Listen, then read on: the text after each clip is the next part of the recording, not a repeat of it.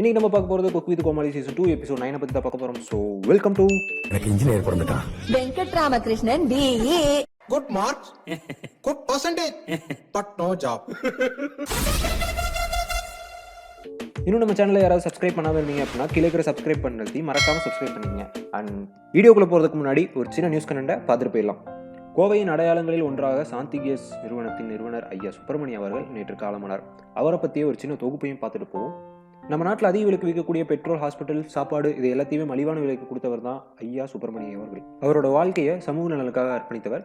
அவர் உணவை மலிவான விலைக்கு கொடுக்கும்போது மற்ற ஹோட்டல்ஸ் எல்லாரும் வந்து அவங்க கிட்ட கேட்டாங்க, அதாவது எங்களோட வியாபாரங்கள் கெடும் அப்படின்னு சொன்னப்ப நான் அப்படித்தான் கொடுப்பேன்னு சொல்லி இப்போ வரைக்கும் மதிய சாப்பாடு ரூபாய் 10 ரூபாய்க்கும் டிஃபனை வந்து வெறும் 5 ரூபாய்க்கு வழங்கியவர் தான் நம்ம ஐயா.